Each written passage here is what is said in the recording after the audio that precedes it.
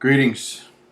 Today is 9/15/2019. It is the 29th day in the 6th month of Elul, which is the New Wood Festival. It's finishing up here in America. It's already completed in Jerusalem. It's coming up on midnight in Jerusalem. And the open door hasn't happened yet, which I thought it would have this past Sabbath. But since it didn't happen, I went back to see what I may have missed. And it got me to thinking that more than likely it wasn't going to occur on a Sabbath. I was using the fact that John, when he started seeing the revelation, it began on the Sabbath. But when I went back to look, and we see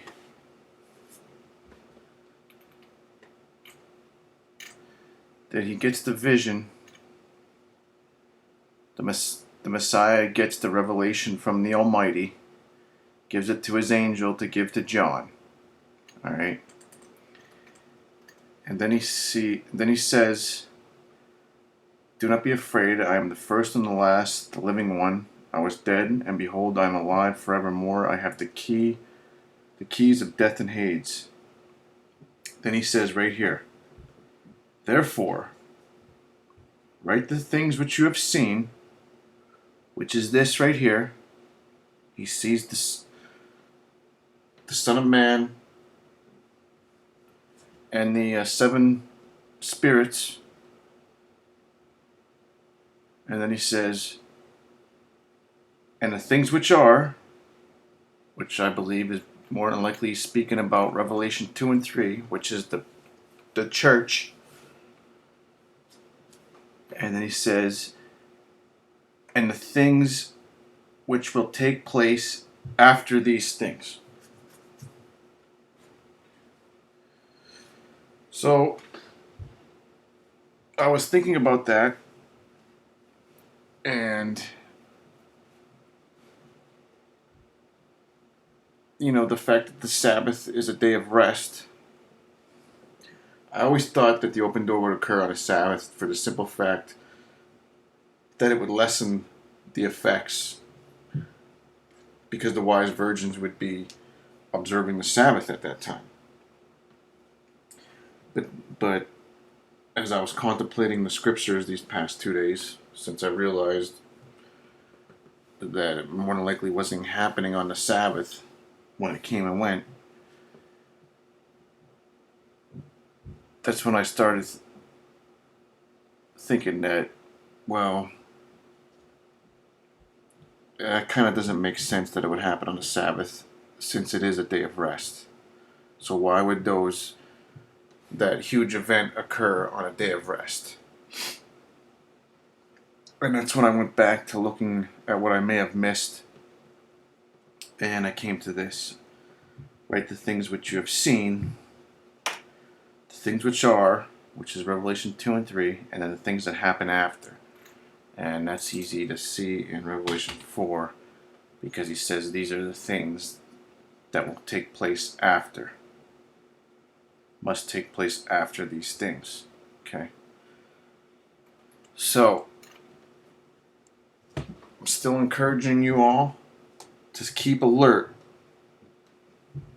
because so right now in America, we're right here on 6/29, the 29th of Elul, the New Wood.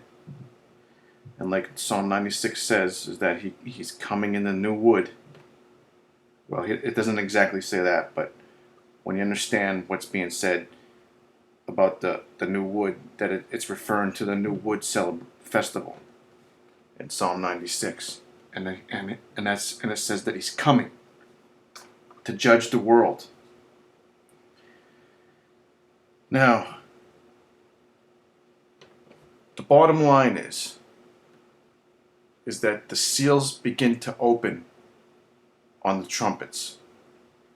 Okay, the trumpets is a celebration, a festival that is about the opening of the books. But the Lamb must be presented before that event. So the Lamb must be presented before this.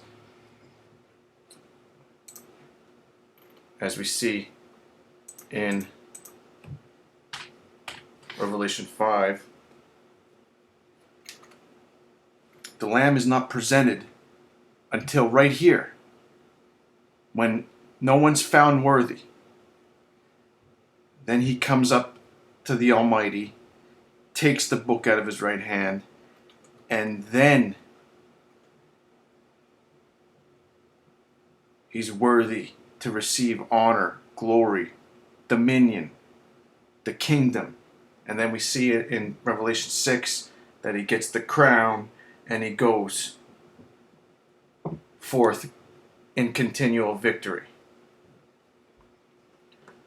So the first thing that must occur is the wise virgins, the Church of Philadelphia, must be presented to the Almighty in Revelation 4.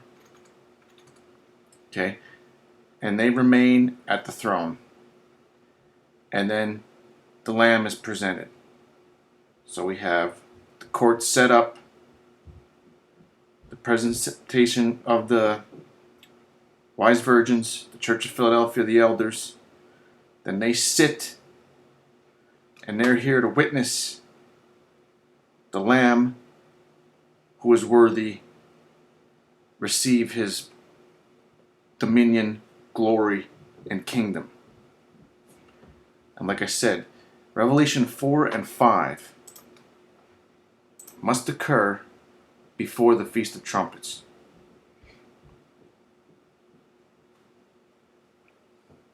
So, because of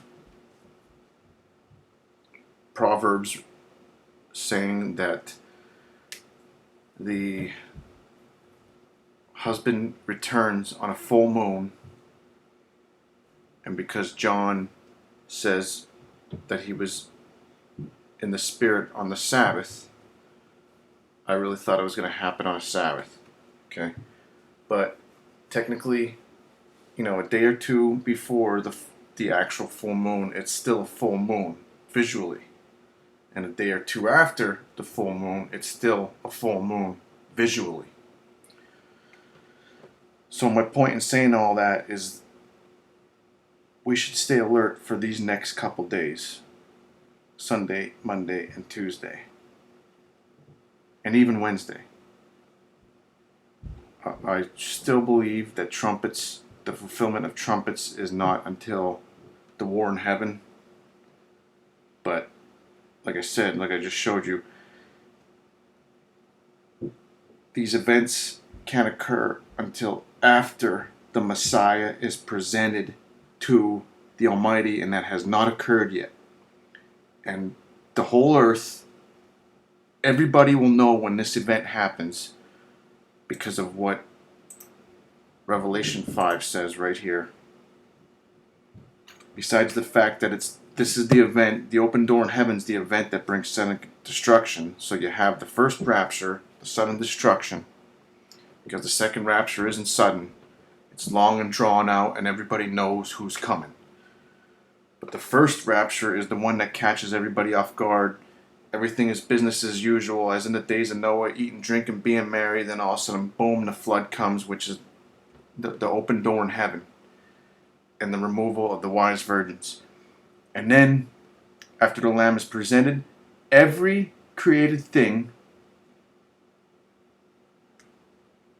acknowledges the event of the Lamb being presented. Every created thing. So this event is not going to slide on by us. Like, there's people that believe we're waiting on the sixth seal. That seals 1 through 5 have already occurred yet. No. Seals 1 through 5 have not occurred yet, and there will be no mistake when it occurs. First, you have the open door in heaven, the removal of probably 100 or 200 million Christians. Then you have the presentation of the Lamb to the Father as worthy to open the books. And then every created thing in the heavens, in the earth, and inside the earth, which is the abyss, meaning the fallen angels and the demons that are locked up, everything acknowledges the Messiah being worthy. Period. It's not going to slip on by us. It's not something that has already happened. So I just want to encourage you all to keep on alert these next couple days, because trumpets is when the books are open. And the open doors should occur right prior to that. Now, I thought we would have been in New Jerusalem for the new Wood Festival, but obviously that hasn't happened. So I'm still keeping a high alert, a high watch for these next couple days. And I just wanted to put this video out because honestly, I haven't heard anybody else talk about this stuff. But the time is very near, and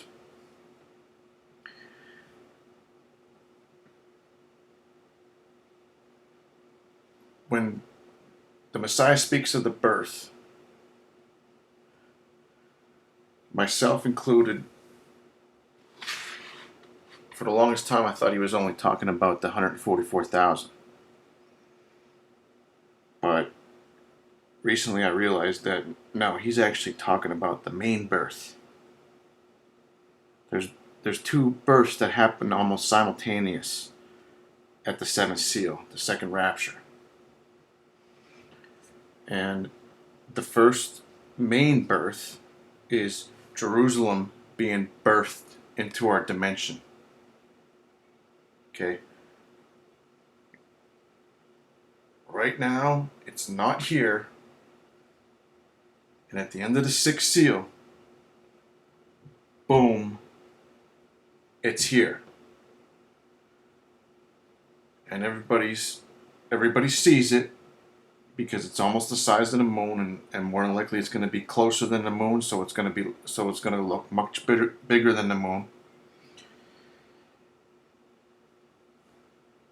And they're saying, hide us from the face of the Almighty. Now, the Almighty is always in his city. So if they're seeing his face, then obviously he's here. Right? And this is one of the main things that has Christianity, they're all tangled up. It's because they don't realize New Jerusalem is here after the end of the sixth seal. However, the Messiah doesn't come down until the end of the wrath. So he returns in New Jerusalem at the end of the sixth seal, goes out with the angels, gathers up the elect, which are believers, into the clouds, brings them into New Jerusalem, and that event is actually a war preparation. It's another thing people don't understand. The last trump, the seventh seal, the gathering into the clouds, bringing everybody, all the dead in Christ and all the true believers into New Jerusalem, the second rapture. It's actually a war preparation. The Messiah and his angels are preparing to commence the war in heaven, to cleanse heaven, because New Jerusalem is here, and the Almighty will not tolerate evil in his presence. so it must be cleansed. And that's why the 10 rebel angels, the 10 horns, get thrown out of heaven. Space.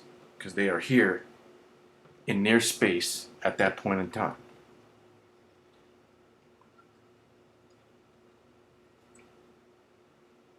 So I actually had this video ready a couple days ago, but I didn't get to it.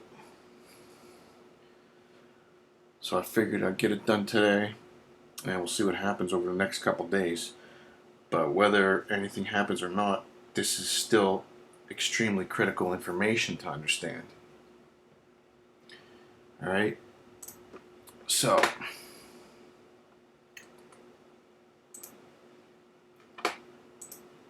the births. Like I said, there's two births, and they happen almost simultaneously. But because of Revelation 12:5, the majority of Christianity, including myself, focus on the birth of the man-child. Okay. So the Messiah, the main birth that the Messiah speaks of has remained unnoticed in mainstream Christianity. The Messiah speaks of this birth and its sign in Matthew 24:8 and Matthew 24:30.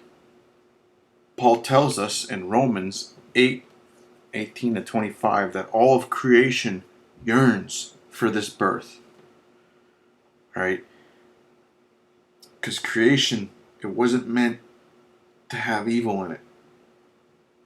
But because of the rebellion of the fallen angels, the evil that they brought about, creation yearns to be put back in order.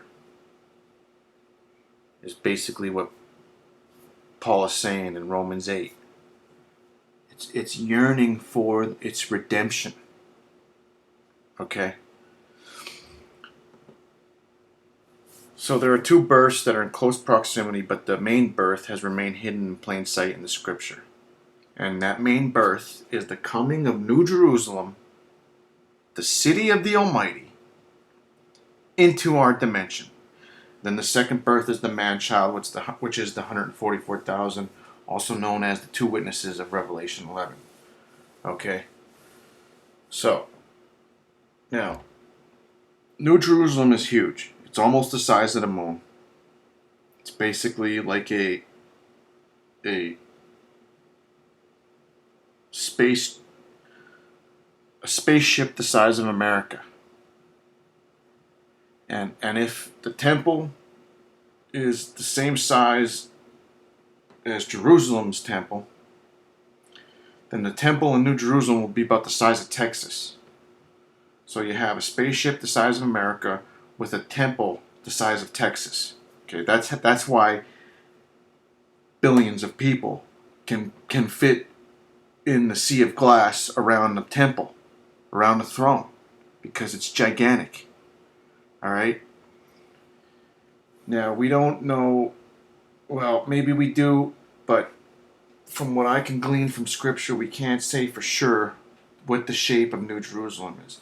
Now, Revelation, it says that it's laid out like a square, but the Greek can mean rectangle.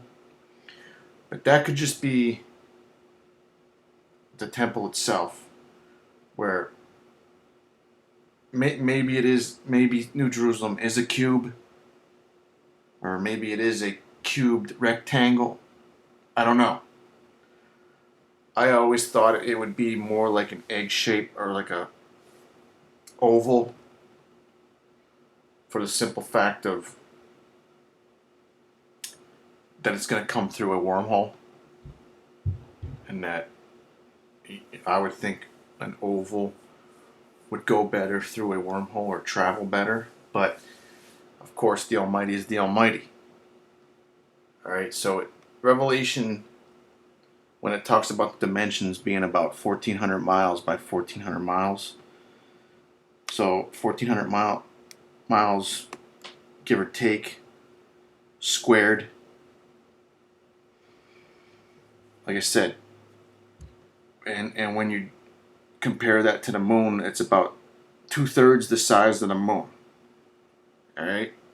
So New Jerusalem is about 2/3 the size of the moon. 1,400 miles by 1,400 miles. It says it's laid out as a square, but I can't say with certain confidence that it's a cube. So we don't really know, or at least I don't know, the exact shape. But anyway, it's going to be huge. And when it comes here, that's why every eye sees it. Because we all see the moon. But it's going to look bigger than that because it'll be closer.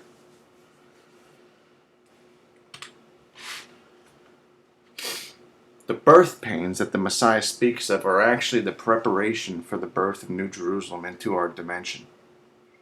The 4 loyal angels of the Almighty, the ones that are around the throne,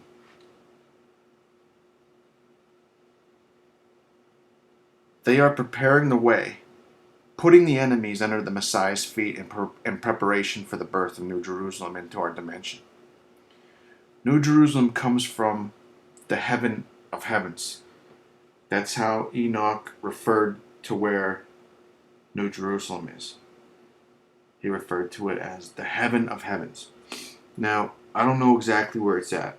Whether it's at the beginning of our universe or whether it's outside of our universe. I personally think it's outside, and then it comes into our dimension. But whether it comes into our dimension or just transfers from the beginning of the universe to where we are, that's really not significant as far as what we're talking about. What matters is that it comes from where it is now into our dimension, into our reality at the end of the 6th seal. It's here in near space until the end of the 1,000 years. And the reason why it doesn't come down is because the earth is not properly cleansed until the end of the 1,000 years. When it comes here, immediately the Messiah does the war preparations, gathers in his people, then commences the war in heaven to cleanse heaven/space. So once the 10 rebel angels get thrown down, which is Satan, Gog, and the other 9 rebel angels, Prince of Persia, Prince of Babylon, etc., etc. Once they get thrown down, then heaven is cleansed. Now the only thing that needs to be cleansed is the earth. And the Messiah does that. He cleanses the fallen angels when he treads the winepress. He cleanses all flesh when he kills everyone that takes the mark. And then the only thing remaining is for the prison sentence of Satan, which is Gog, and the other not. Well, I'm not 100% sure if it's a total of 10 horns or 7 horns at that point. But more than likely, it's only 7 horns. And they get locked up for the 1,000 years. And then they're released and they gather the evil spirits of the dead people who took the mark. And they come against the camp of the saints, and then the Almighty rains fire down from New Jerusalem, and then earth is cleansed. And then once earth is cleansed, then the Almighty comes down, because all things are made new. All things are clean from evil. That's what this whole 7,000 year process is about. Cleaning it so the Almighty can come to tabernacle with us. Alright? This cleansing process is what the Messiah is talking about in Revelation 21:5 when he says that he is making all things new. Alright?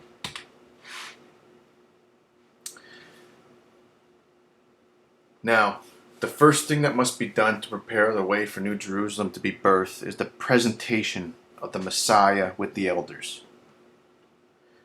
And as we talked about in great detail in past videos, the elders of Revelation 4 are the wise virgins, the wise servants, and then they are the Church of Philadelphia. The small portion They're a small portion. Only 5% of Christianity. Alright? They are the elders. And the elders remain, from my understanding, the elders remain with the Almighty in New Jerusalem. Okay? I'll get a little more detail that in a little bit. Now, this event, like we talked about earlier, this event, the presentation of the Messiah and the presentation of the elders, will not go unnoticed. It's the event that brings the sudden destruction. Okay? The second rapture is not sudden. The seventh seal, the gathering into the clouds, that is not sudden, and the whole world knows who's coming.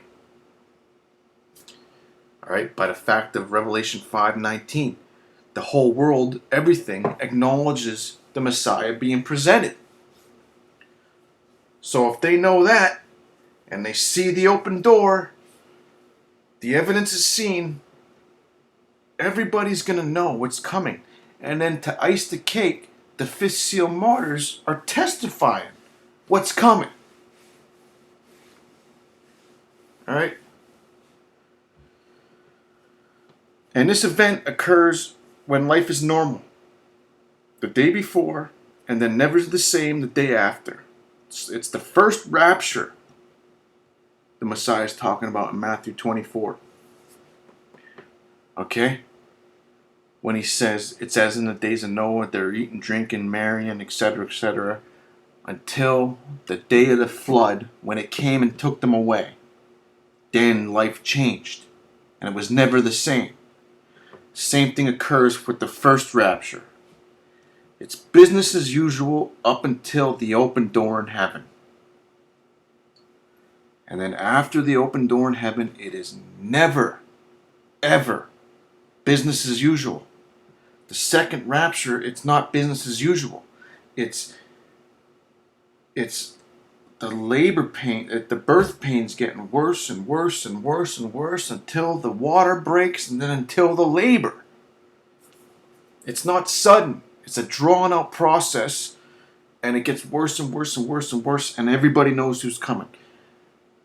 Where, to the contrary, the first rapture, it's sudden, boom, happens. 1 minute, everything is normal. They're at the mill, grinding, and then boom, they're taken. It's not like that for the second rapture. It's drawn out. Everybody knows who's coming. Okay?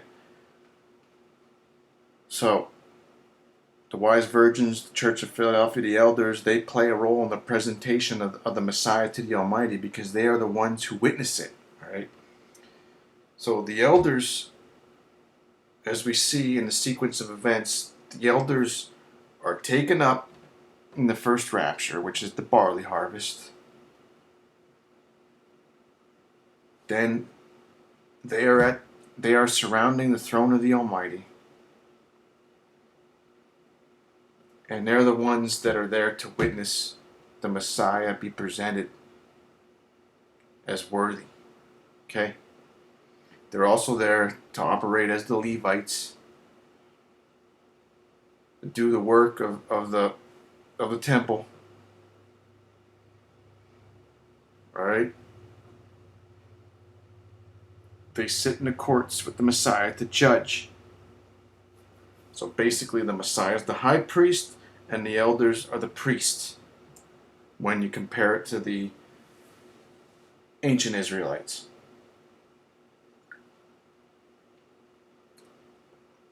And not until after the Messiah is presented, then he receives dominion, glory, and a kingdom.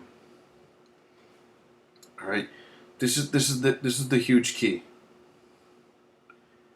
This all occurs after, and this has not happened yet. No matter how many false teachings are out there, do yourself a favor.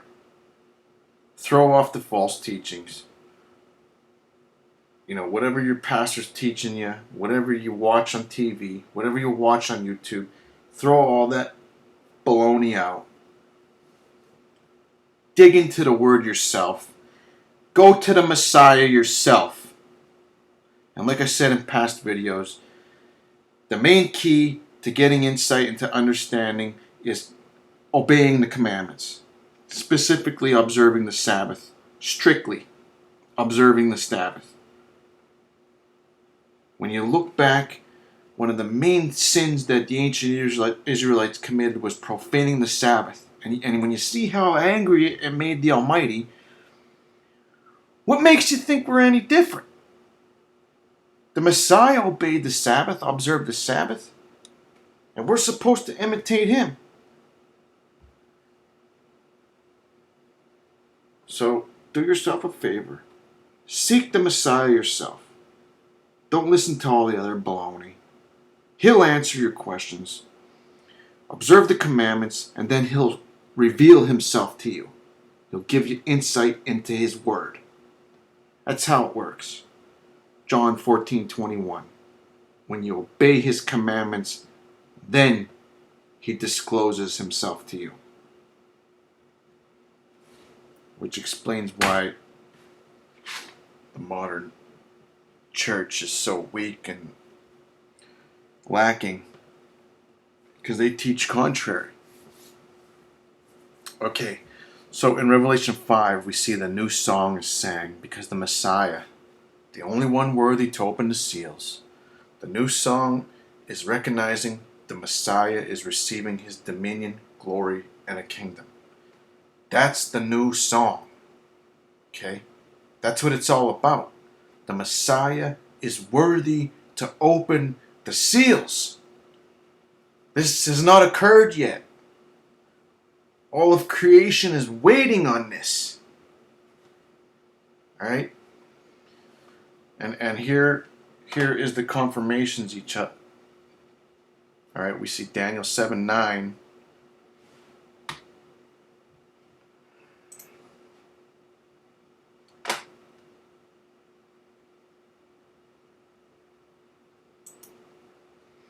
So as we can see here in Jerusalem, we're way past the New Wood Festival.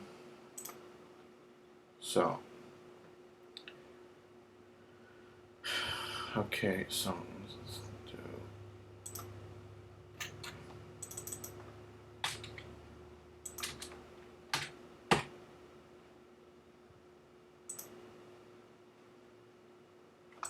Daniel 7, Revelation 4.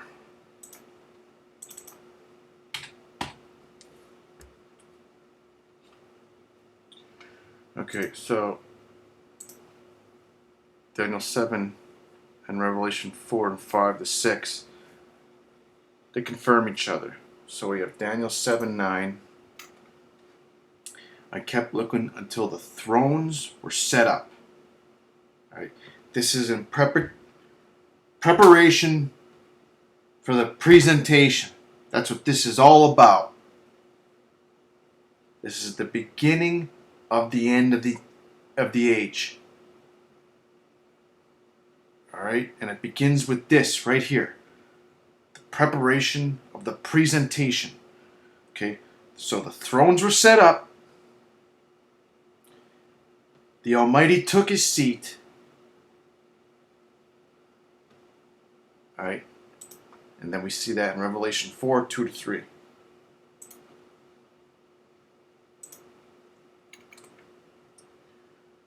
Immediately I was in the Spirit, behold, a throne was set up in heaven. One sat on it, okay? And then around about the throne were the elders, which is the Church of Philadelphia, the wise virgins. All right?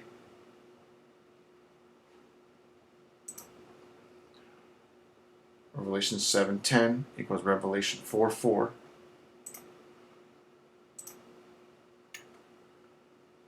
And this is where we see the myriads and myriads, thousands of thousands. Then the court sat, books were opened.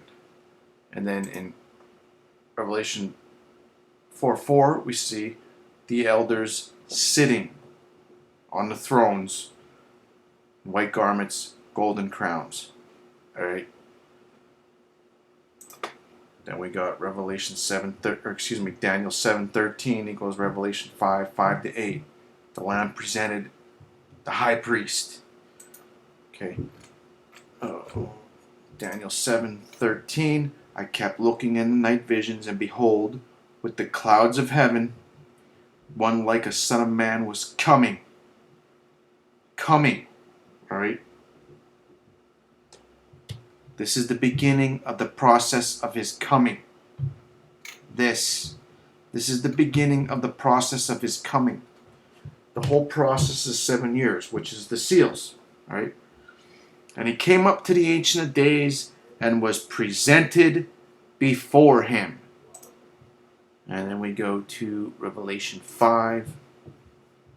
What did I say that was? 5-8. Okay. One of the elders said to me, Weep not, behold, the Lion of the tribe of Judah, the root of David, hath prevailed to open the book and loose the 7 seals thereof. And I beheld, and lo, in the midst of the throne, and of the 4 living creatures, and in the midst of the elders, the wise virgins, stood a lamb, as it had been slain, having 7 horns and 7 eyes, which are the 7 spirits of the Almighty sent forth into all the earth. And he came and took the book out of the right hand of him that sat upon the throne. And when he had taken the book, and the 4 living creatures and the wise virgins fell down before the Lamb, having every one of them harps and golden vials full of odors, which are the prayers of the saints. Okay? So Daniel 7, he was presented, and in Daniel 5, he's presented. Okay? Then we see Daniel 7:14 equals Revelation 5:9 on, and then we have to Revelation 6:2. This is where he gets his dominion, glory, and a kingdom. Okay? Daniel 7:14. And to him was given dominion, glory, and a kingdom, that all people, nations, languages should serve him. His dominion is an everlasting dominion which shall not pass away, and his kingdom that which shall not be destroyed. And then we come here, and this is when they sing the new song. Worthy are you to take the book, to break the seals, for you were slain, purchased for the Almighty with your blood, men from every tribe, tongue, people, and nation. You have made them to be a kingdom and priests to our Almighty, and they will reign upon the earth. And then it continues, the exaltation, and then every created thing acknowledges it. And then we see Revelation 6:1-2. And I saw when the Lamb opened one of the seals, and I heard, as it were, the voice of thunder, the first living beast, the lion, saying, I come. And I saw, behold, a white horse, and he that sat on him had a bow. It's empty because he already shot out his arrows, and a crown was given unto him, and he went forth conquering continually in victory with no defeat. Okay? That's what's happening right here, and these are confirming each other. It's the process of his coming that begins after he's presented to the Almighty.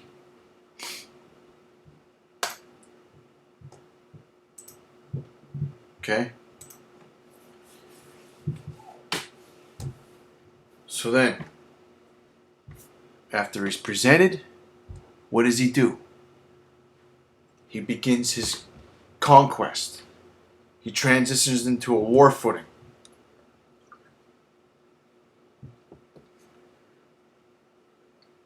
Judah is his bow. Michael.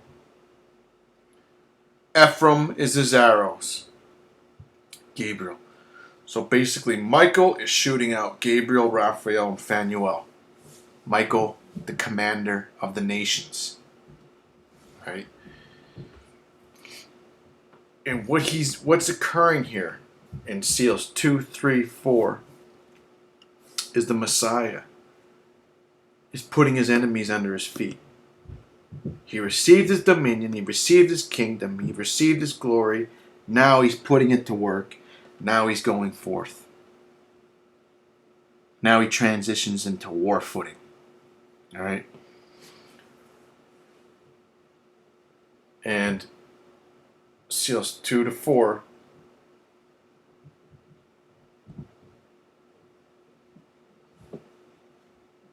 is he's backing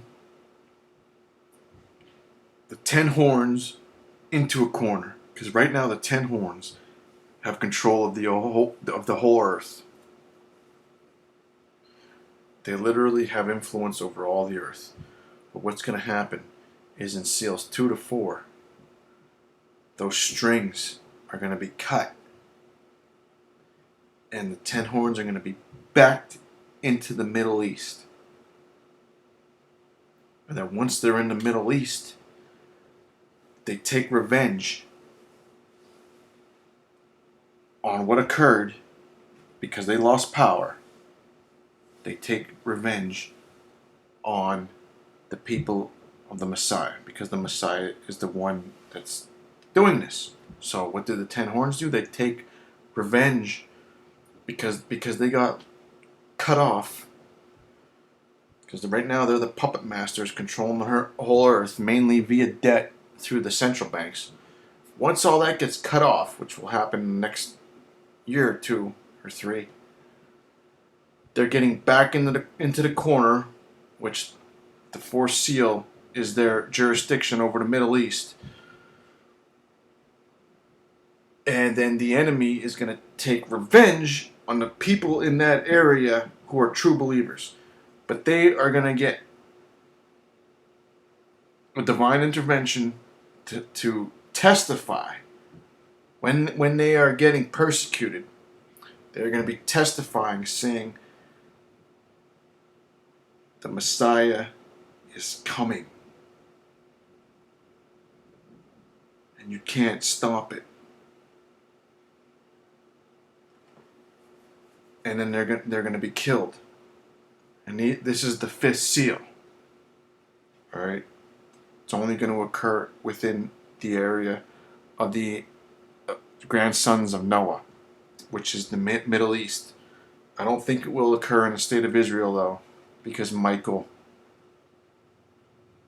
will be protecting the state of Israel. So, true believers will be protected in that area. But outside of that, within the Middle East, I believe that's where the 5th seal martyrs are going to be killed. Mainly in the areas where the ancient tribe of Dan migrated to. And then here is the 10 horns. Right? And I also have it with the head, the breast, the belly of Daniel 2. The legs, the 2 legs of iron, are actually the beast of the sea, and then the feet with the iron and the clay are is the beast of the earth, which is during the trumpets and bowls. But here you have it, all 10. Some of them merge. But I don't believe there's 70 nations. I don't believe there's 78 angels over the nations. Maybe there is, but the main ones definitely are the 10 horns. And here they are. Satan is Gog over Magog, Meshech, and Tubal. Pergamum is where Satan's throne is. Modern day Turkey. Alright, so these are the 10 horns. And these are the ones right now. This is what they were in the ancient world. But as humanity spread, they spread with it. and right now mainly Satan Gog, but all of them actually have influence over the whole world. But these are all going to be backed into a corner, back to where they started with the fourth seal. The fourth seal is where they are allowed jurisdiction over this area. Okay?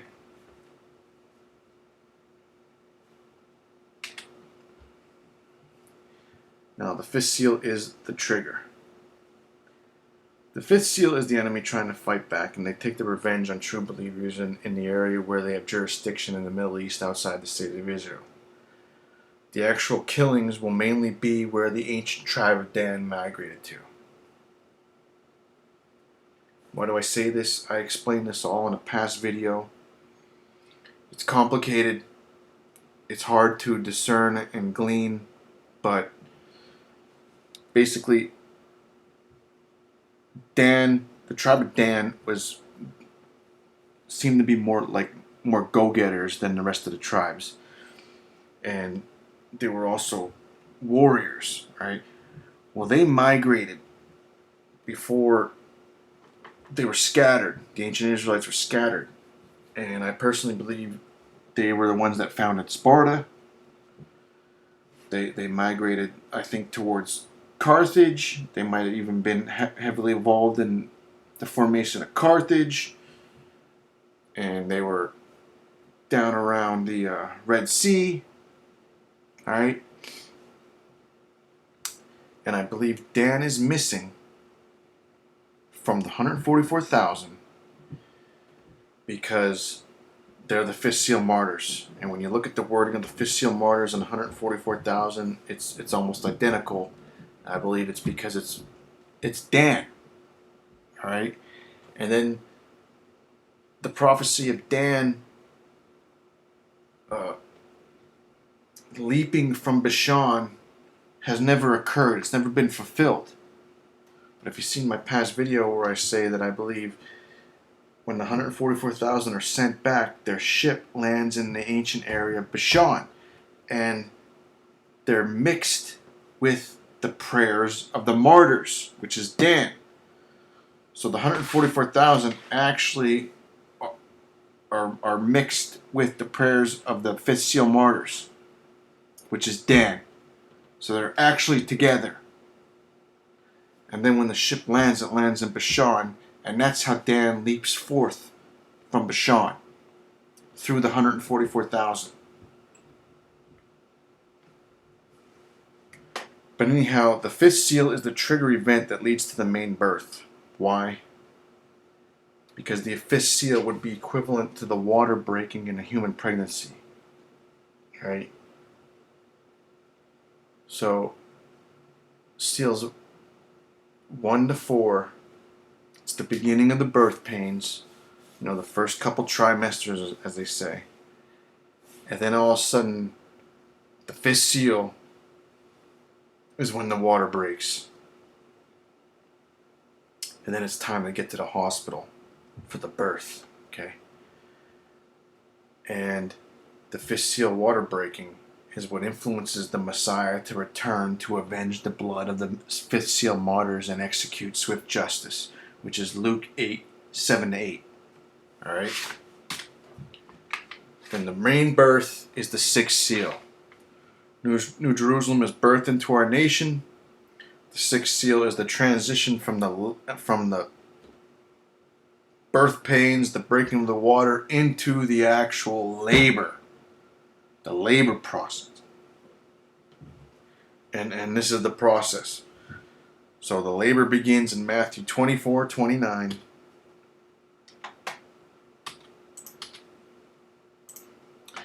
Okay, so we got Matthew 24.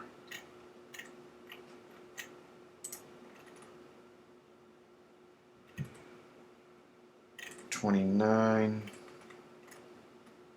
Immediately after the tribulation of those days shall the sun be darkened, the moon shall not give her light, and the stars shall fall from heaven, and the powers of the heavens shall be shaken. Okay? And this is obviously the sixth seal. Alright? So this is the transition into the labor. Everything else is just the pains and the water breaking. Now, boom, we're in the hospital, and the baby is coming out. The sign of the sun is the womb opening for the baby. But in reality, it's a wormhole opening in space for New Jerusalem to come, which is Matthew 24:30, Revelation 6:14. Okay, so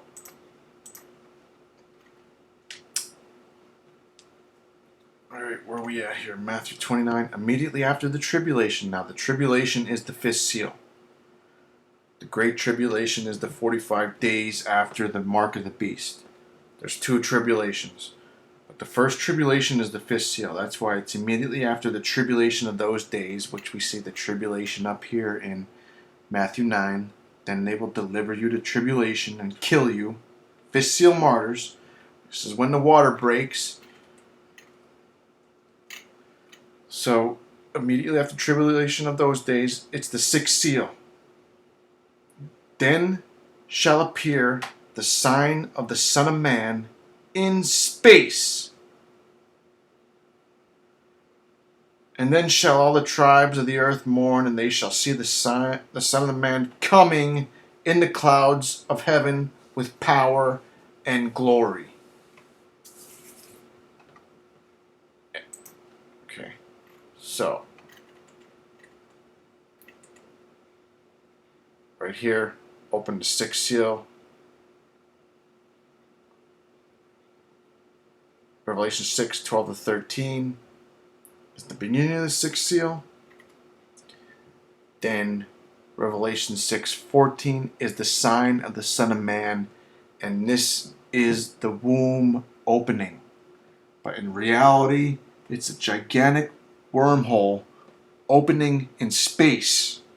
Okay? Put yourself in John's shoes. He's looking up to space, all right? This is space. He's looking up at the stars in heaven. And it departs as a scroll when it is rolled together. Bingo. This is what John is seeing in space. A wormhole opening. Now, it's going to be coming the opposite way. This one's going in. As you can see, it's going in, down. But when New Jerusalem comes, this is going to be coming out. And this is what forces the space debris to hit Earth, which is the stars of heaven falling. This is the birth. Right here, this is the womb. The womb of space, the womb of heaven opens for New Jerusalem to be birthed through it. And that's the main birth that occurs. Which 99.9% of Christianity has not noticed for these past 2,000 years. But that's what happens. Seek the Messiah yourself. Ask him yourself. He'll tell you. Because it's not me telling you this. I'm just relaying what the Word's saying. So the sign of the Son of Man is the womb opening, the wormhole opening in heaven for New Jerusalem to come through, which is Revelation 6:14. What John's seeing. Okay? Then the completed birth is Matthew 24:31 and Revelation 6:16-17. And this is when they see the face of the Almighty. Well, how are you going to see the face of the Almighty when he's always in New Jerusalem? Well, it's because he's here, in near space. And they remain there for the wrath. 7 years of wrath, the week of wrath. And then the Messiah comes down.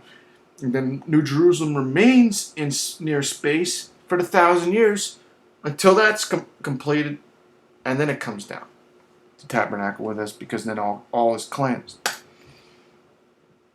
So the second birth is actually the seventh seal. So the end of the sixth seal is the main birth, New Jerusalem being birthed into our dimension, near space. The seventh seal is the second birth, which is the birth of the man-child from out of the woman. The woman is spiritual Israel, true believers. So the man-child, the 144,000, they are true believers. They've been so since the Revelation 12:1 sign. Alright? Because when you go to Revelation 7:3, says, hurt not the earth, neither the sea, nor the trees, till we have sealed the servants of the Almighty in their foreheads. Okay, now, this translation says the bond servants.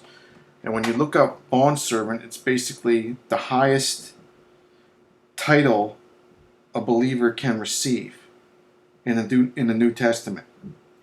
So if you're labeled as a bond servant, it means you have the highest title as a believer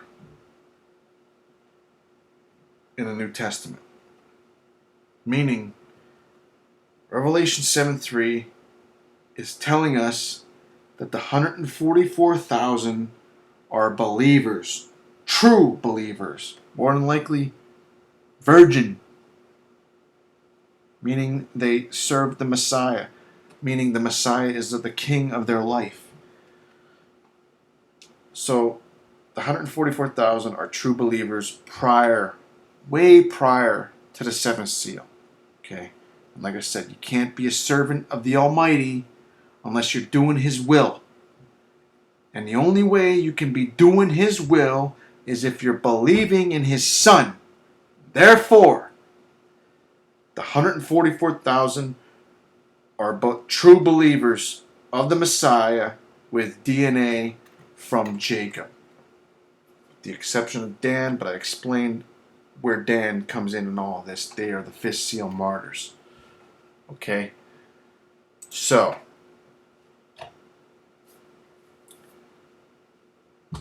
the birth of the man-child, 144,000, occurs at the second rapture, which is the seventh seal. And this is why the child is caught up to the throne, like Revelation 12:5 says. They're caught up to the throne with true believers at the second rapture because they are true believers. They just have DNA from Jacob. That's all. You might be from Jacob. I might be from Jacob. Nobody really knows with 100% certainty. Unless they dig up Jacob and get his DNA, and then we would know with certainty. But till then, nobody knows. But these believers have DNA from Jacob. Okay. The 144,000 are true believers prior to the seventh seal, the second rapture, and this is why they are raptured up at the seventh seal. The 144,000 are the chosen elect from among the many called within the elect. Okay, the elect are true believers, but the 144,000 are the chosen elect from among the many called, because the called are the believers, but the chosen ones are the ones that the Messiah handpicks from among the elect, the believers, right? And the 144,000 are the two witnesses of Revelation 11. Two witnesses, 144,000, two olive trees, two lampstands. North and south kingdoms of Israel equals the two olive trees. Thyatira and Laodicea are the two lampstands that they represent. Okay, so Southern Kingdom of Judah, Thyatira, Revelation 2:27, and Revelation 12:5. This is how you can connect this all, right? And the Kingdom of Israel is Laodicea, Revelation 3:17, I am rich. Nehemiah 4:2, the wealthy men of Samaria. Alright, this is how I concluded that these are these. Alright, now here's the process. Revelation 12:1, the celestial spiritual conception of the 144,000. Because Revelation 12 is a timeline of the 144,000. Alright, so the conception begins on 9/23/2017, where the celestial sign appeared, and it was the most unique sign in human history. Period. This sign was more unique than the Messiah's birth. Alright? And when the Messiah was speaking to the people of his day that you're not going to receive a sign, you're not going to receive a sign. But guess what? They didn't receive a sign then, but we received the most unique sign in human history. And people try to write this off. No. This is not written off. This was the conception. Alright? Then we see Revelation 12:2 is the labor, which is the sixth seal. Revelation 12:3, description of the enemy. Revelation 12:4, the effects of the rebellion of the enemy, and the enemy is ready to pursue the 144,000. Revelation 12:5 is the 144,000 at the second rapture to New Jerusalem, which is 9 years after the conception. All right. Revelation 12:6 is the 144,000 sent back to earth, and they will land in the wilderness of Bashan, ancient Bashan, in a vessel prepared by the Almighty, which more than likely will be able to house millions. And this is where they will conduct their headquarters for their ministry for 1,260 days. Their 1,260-day mission. All right. Revelation 12:7-12 is the war in heaven, which equals trumpets 1-4. Revelation 12:13, the enemy pursues, which is Jerusalem trampled, the mark set up, and then eventually the 144,000 killed for being the first to refuse the mark. Revelation 12:14 is the third rapture, which is the 144,000 being taken up. And then Revelation 12:15-17 is the Great Tribulation, which basically ends with all who refuse the mark to be killed. There is no sneaking by. Every human on earth will be forced at that point in time, which if you're a believer, you shouldn't be here at that point in time. But if you are, you have big problems. Okay. At that point in time, every person alive on earth is going to have to either take or refuse the mark. There's no hiding. There's no survivors. Alright? If you refuse the mark, you're killed, period. And if you take the mark, you're damned, period. That's why when the Messiah comes down to tread the winepress, he kills all. It's very clear. People try to say, oh, yeah, there's survivors because the translations into the English are a little tricky. But come on, man. Revelation 19. I think it's 19-21 or 20-22, something like that. It says, when he comes down with the sword of his mouth, kills everything that remains. That's all. Okay, here we go. Here's some scriptural confirmations. We got Revelation 12:2 equals Matthew 24:29-30. Revelation 6:12-17. All right.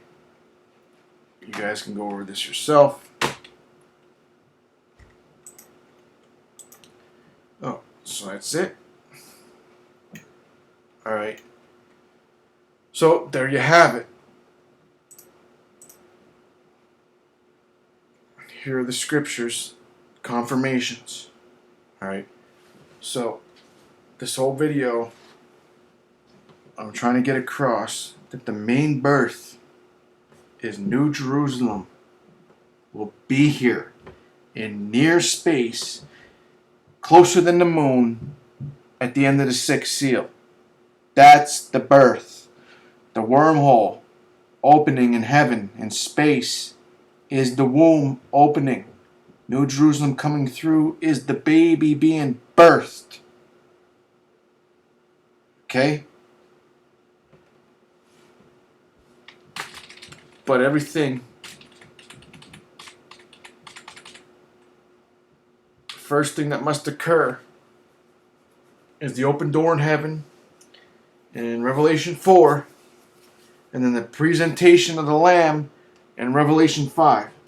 That must occur, and from what I understand, it must happen before trumpets, because trumpets would be Revelation 6 when the books are opened. Alright?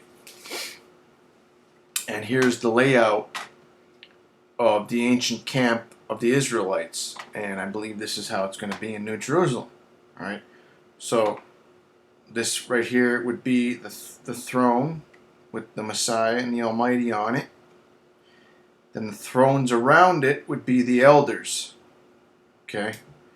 Only the elders are on thrones. Only the elders have crowns. Right? And that would be Revelation 4:4. Those that remain, the 95%, the remnant, well, not the remnant, I shouldn't say the remnant, but those that remain, those that missed the first rapture, it's 95% of Christianity. 10% of Christianity are virgins. Virgin means you have the Messiah as king in your life. Harlot means you don't. You have false gods as king in your life, whether it be Monday Night Football, or your career, or your kids, or your spouse, or your lover, or whatever, your computer, your car, whatever. I'm sure for lots of them people who are going to be taken out in the near future, I'm sure their God is something wicked. But anyway, meaning the 10 virgins, it's talking about those who have the Messiah as king in their life. 5 of them are wise, 5 of them are foolish. The wise ones not only have the Messiah as king in their life, but also have the Father in their life, which is keeping the commandments. The foolish have the Messiah as king in their life, but they miss the fact that the Messiah is telling us to have the will of the Father, the keeping of the commandments as a priority in our life also. That's what they miss. And then the 7-year trial, that's their time to refine themselves. Where the other 90% of Christianity are actually harlots. And for the 7-year trial of the seals, they will need to purge that harlotry out of their life. So if their iPhone is their God, or Monday Night Football is their God, or their career is their God, or their hairdo is their God, whatever's their God, they got to purge that out of their life during them 7 years and get right. But the bottom line is that the elders are only 5% of Christianity. They're the Church of Philadelphia, and they're the only ones on the thrones with crowns. Then when we get to Revelation 7, which is the 7th seal, the second rapture, these on the outside only have palm branches, and they're standing. The elders are sitting on thrones with crowns. These are on the outside standing with palm branches. Alright. Then the 144,000 are granted to sit on the throne, but I believe this is not for New Jerusalem. This is for the camp on the earth.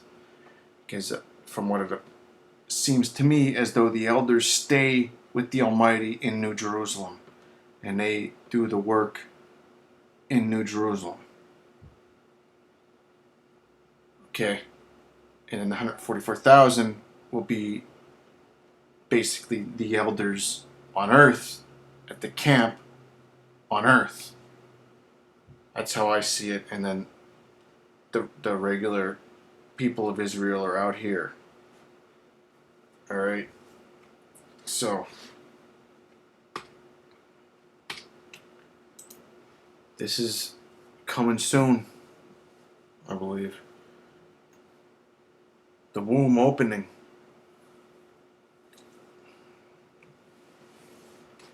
Mm. 7 or 8 years at the most. Every eye will see this event, and then every eye will see New Jerusalem coming through. But before that, we have the open door in heaven, which is probably a mini one of these. And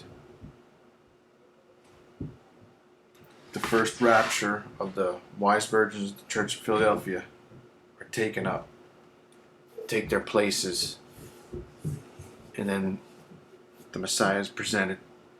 And that's what we're waiting on. But like I said, I believe it has to happen before this. Now, obviously, if you have watched my videos in the past, I've been wrong about this. And it is difficult to discern. The Messiah says that we're not going to be able to perceive it. And it's obvious that that is coming to pass because nobody's tagged it yet properly. And like it's not my, I'm not trying to decipher the code, just to say that I did it or whatever. I'm just doing it as part of my faith, as part of keeping alert, as part of keeping watch, and then I'm just sharing what I see, what I find with you all. But to me, it's clear that the trumpets are when the seals begin to open. So the wise virgins and the presentation of the Messiah has to happen before that. Now, for this year, we're only a couple days away. Like I said, like I explained to you all in the past, I believe this year has to be the year because of the 70. Now we're into the 71. And then, the trial is 7 years. And then the wrath is 7 years. A week and a week.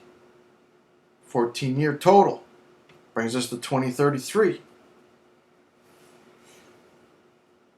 So, I mean, if nothing changes on Earth by Thursday, I will be in utter shock.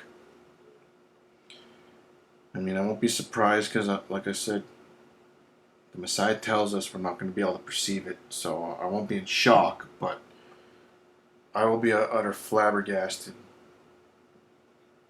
Because to me, this should be the year, and then this is trumpets.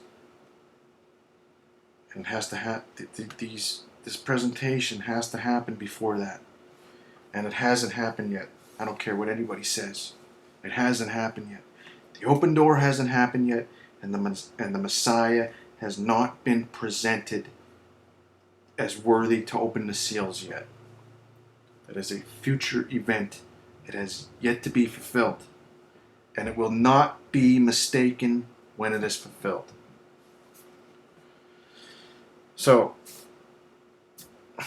that's about all I have to say. You guys know me. I could flap my guns for hours talking about the Messiah and the Almighty and His Word. But, people's attention spans are usually, 10 to 20 minutes. And I really wish I could do a video in 10 to 20 minutes, but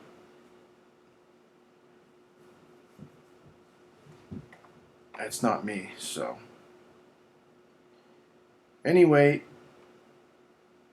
I hope you guys are all prepared. Hope you guys are all on the alert, ready, because the time is near. Whether we got a couple days or one more year, doesn't matter, it's near. We got to keep pressing forward, like Paul says. Forget what's behind us. If you messed up here, messed up there, we all mess up. But take the commandments extremely seriously. Observe the Sabbath the best you can. Research it. Find out how to do it and do it. American law allows us to take off work on the Sabbath and the holy days. So don't let that stop you.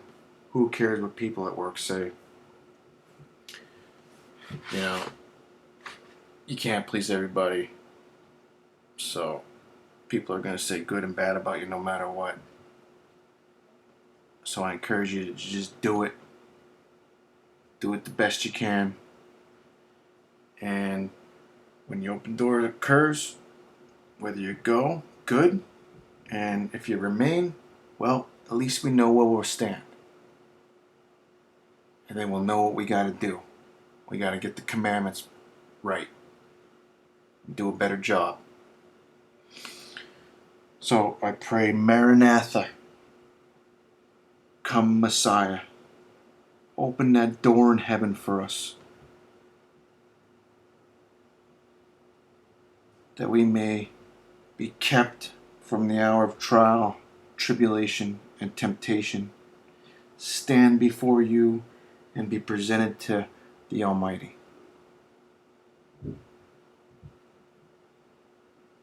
And I pray that the Almighty's will be done and that His kingdom come in earth as it is in heaven, in the name of His only begotten Son, YaHushuWaH.